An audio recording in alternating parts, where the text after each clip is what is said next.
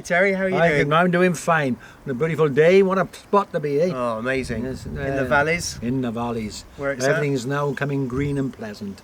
Excellent. Yep. As they say from the old film, how green is my valley. Huh? Beautiful. Right. How poetic. I must not fold. Now, we've always been told, don't fold your arms, it looks aggressive.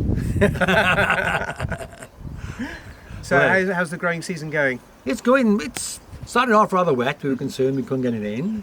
And like all gardeners, we are never ever satisfied with weather.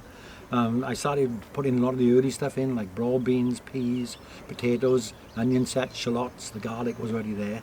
And now we got baking sunshine, and it's getting rather dry.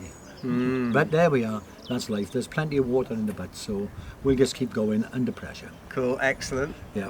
And how long have you been growing How now? long have I been growing? I've been on this particular site for just about 60 years. Wow. Yeah. Not on the same plot. I've been on the same plot I'm on now for 25 years.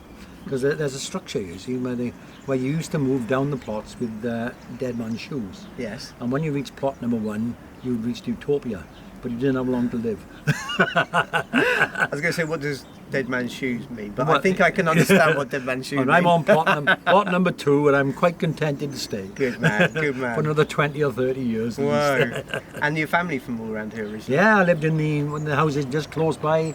I lived less than a quarter of a mile away. Wow. So my mother and father lived there. Father was a very keen gardener, chairman here for many, many years. And at 4-year-old, he introduced me to the allotment, my own little corner of his plot. And at 11, I took my first plot. Wow. By the age of 15, I had 10 of these plots going. Because early 60s, there was a complete collapse of people wanting to do allotments. After the They just war, didn't want to do it. well, after the war, it was a Yeah. means of fresh vegetables, and they had no money.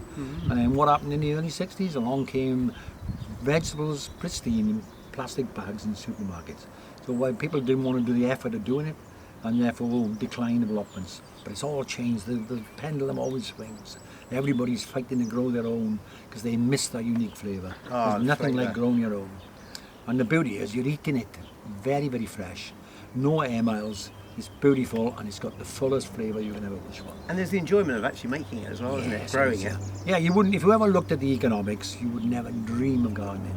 But if you look at what you get, the side benefits, you're up in the fresh air. You're getting plenty of gentle exercise. You've got all the social company of all these like-minded people. And at the end of the day, in the summer months and even in the winter to some extent, you take home a basket of fresh vegetables. So your evening meal was grown by you, collected by you that day, and consumed the same day. Yeah. And you were a very happy person with this flavour. And your other half as well, I'd imagine, bringing Yes. back all those good vegetables. Well, we don't have to wander off to the supermarket, and we get fresh vegetables every day. And again, the surplus crops will end up either being stored in the shed, such as potatoes and onions. They don't need to be only kept dry, and then we keep buying freezers because we're putting more and more down. So during the summer months, when we're growing lots of beans, lots of peas, lots of carrots, we put lots of bags in the freezer.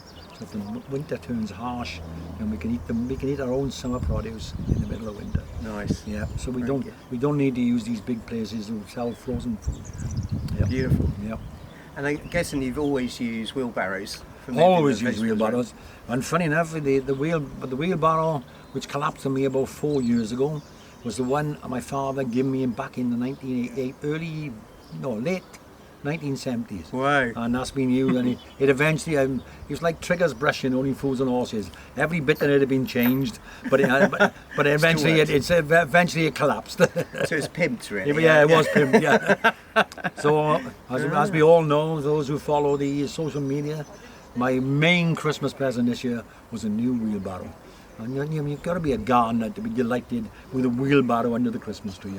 You have to. And there's that fantastic picture of you with your lady in the wheelbarrow, isn't Well, it? she actually gave it to me, so I thought I got to check the balance of this and check the weight ratio and everything else, and it worked perfectly. I never tipped her, I never injured her. So the wheelbarrow was then declared safe and ready to be used on the allotments. Tested. Fully tested.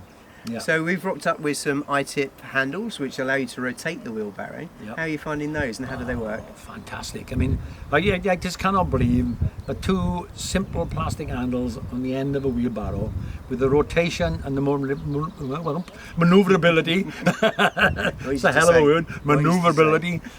I can move that wheel. My plot is not the most accessible, and I keep stuff everywhere. But with that, I can maneuver around and everything. I can even get around tight circle turning. And again, when you've got the weight in there, and it can be quite heavy and play on your back, with the handles, you just move the handles and the barrow moves. You're taking the strain out of gardening.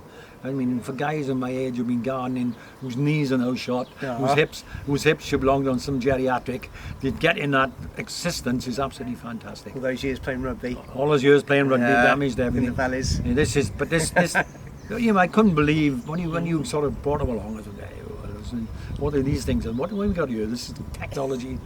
But then I was totally amazed by how flexible they are. And again, anybody who uses the wheelbarrow on a regular basis, they're a godsend. It does make life a lot easier. And all the guys in here, I'm trying to convince them to put them on theirs at the moment. They're not using their wheelbarrows. They come and borrowing mine now because they find it so much easier to use. Yeah, but it's absolutely fantastic. Yeah. Thanks, Terry. That's probably it. Good work. And thanks so much, Andy. That was brilliant. anytime. Every success with that. Every success. Thank you. Yeah.